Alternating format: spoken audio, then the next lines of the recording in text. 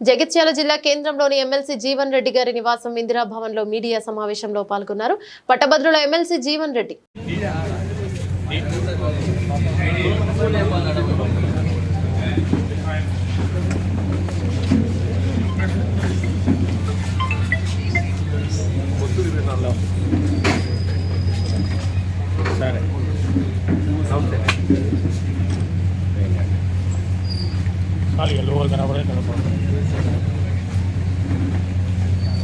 అంటే విద్యార్థుల జీవితాలతో చెలగాటనేటువంటి ఒక ప్రభుత్వం మనం ఊహించి ఉండమని చెప్పి అంటున్నాను.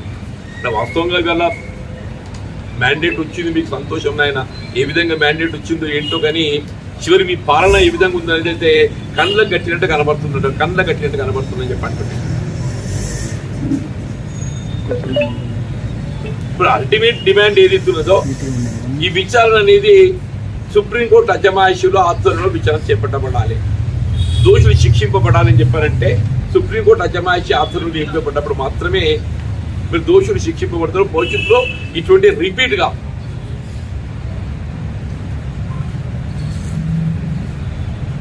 మీరు జాతీయ స్థాయిలో ఈ ఎగ్జామ్ నిర్వహింప చేయడంతో ఈ ఒక్క రాష్ట్రంలో మీకు ఎగ్జామ్ లీక్ అయినా కానీ మొత్తం దేశం మీద ప్రభావం పడుతుంది.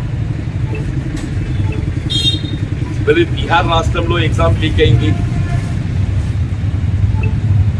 ప్రశ్న పత్రాలు ఏదైతుందో కొనుగోలు చేయడం జరిగింది, కోట్లాది రూపాయల చేతులు మారినాయి. ఇప్పుడు బయట రాష్ట్రాల్లో విద్యార్థులు కూడా ఏదైతున్నదో అడ్మిషన్ ర్యాంక్ పొందని వాళ్ళ లోపల విధమైనటువంటి ఆందోళన నెలకొంది. రద్దు చేయాలని చెప్పంటేనే మొత్తం దేశమంతా దాదాపు 24 లక్షల మంది విద్యార్థులు, మన రాష్ట్రంలో దాదాపు 1 లక్ష మంది విద్యార్థులు అప్పేర్ అయింది, మన రాష్ట్రంలో దాదాపు 1 లక్ష మంది విద్యార్థులు అప్పేర్ అయిందని చెప్పంటారు. కాబట్టి ఇది ఇప్పుడు మీరు ఏ నీట్ పారదర్శకంగా నిర్వహింపజేయబడుతుందని చెప్పని పేర్కొనడం జరిగిందో ఇది పారదర్శకంగా నిర్వహింపజేయలేకపోతున్నారు అనేది కనబడుతుంది. కాబట్టి ఏదైతే భవిష్యత్తులో మీరు రాబోయే కాలంకి వెళ్ళైనా కానీ ఇన్స్టిట్యూట్ జాతీయ స్థాయిలో నీట్ నిర్వహణ కన్నా నేషనల్ టెస్టింగ్ ఏజెన్సీ పట్ల విశ్వాసం పోయింది. ఈ వైద్య విద్య సెలక్షన్ ప్రాసెస్ ఏదైతే ఎంసెట్ నిర్వహించడం జరుగుతుందో దాని కేంద్రం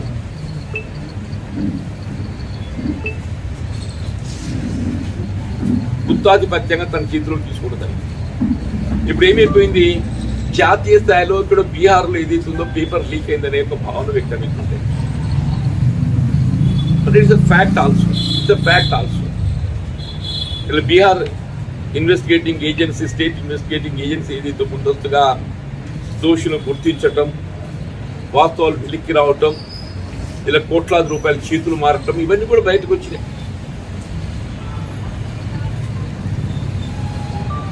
చాలా మంది విద్యార్థులు ఏదైతుందో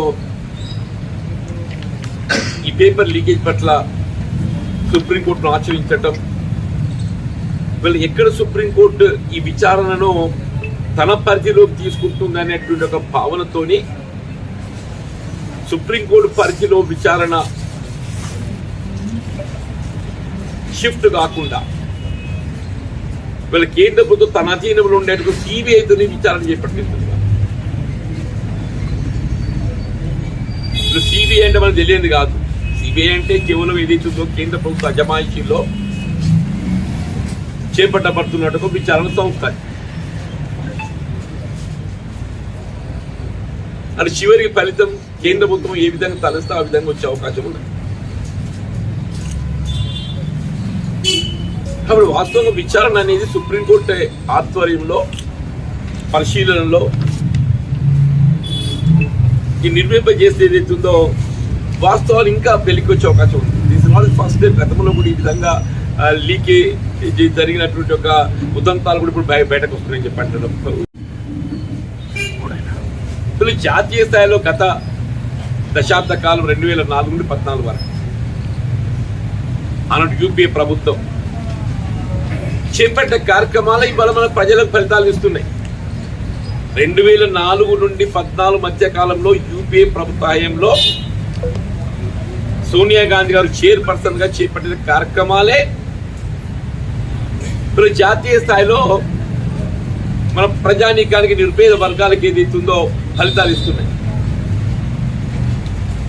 వీళ్ళు జాతీయ గ్రామీణ ఉపాధి హామీ పథకం అని చెప్పంటారు. జాతీయ గ్రామీణ ఉపాధి హామీ పథకం వీళ్ళు దేశంలో గ్రామీణ ప్రాంతం కోట్లాది వ్యవసాయ కూలీలకు ఉద్యోగ భద్రత కల్పించేటువంటి ఒక చట్టం జాతీయ గ్రామీణ ఉపాధి హామీ పథకం అని చెప్పండి. ఎవరు ఊహించి ఉండరు అని చెప్పండి. ఇటువంటి ఒక గొప్ప కార్యక్రమాన్ని అమలు చేస్తానికి ఏదైతుందో అవకాశం ఉందని చెప్పారు.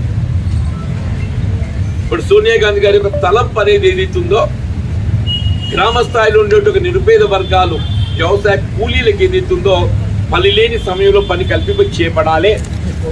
ఒకవైపు ఏదైతుందో వారికి ఉద్యోగ అవకాశాలు ఉపాధి అవకాశాలతో పాటుగా అసెట్స్ క్రియేషన్ కూడా చేయబడే విధంగా జాతీయ గ్రామీణ ఉపాధి హామీ పథకం అని చెప్పంటున్నాను. రైట్ టు ఇన్ఫర్మేషన్ యాక్ట్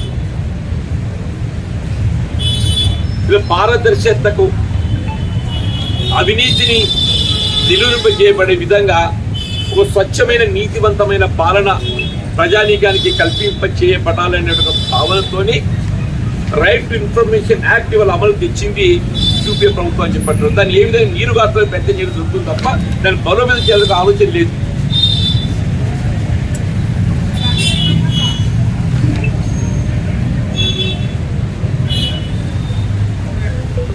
ఆహార భద్రత ఫుడ్ అష్యూరెన్స్ యాక్ట్ పేదవాడికి పట్టెడన్నం పెట్టబడే విధంగా ఏదైతుందో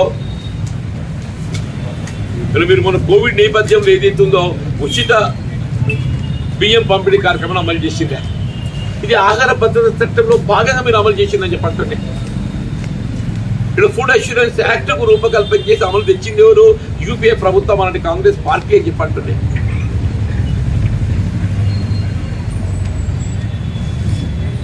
విద్యా హక్కు చట్టం అని చెప్పంటున్నా. మీరు ఇవి యూపీఏ అంటే ఒక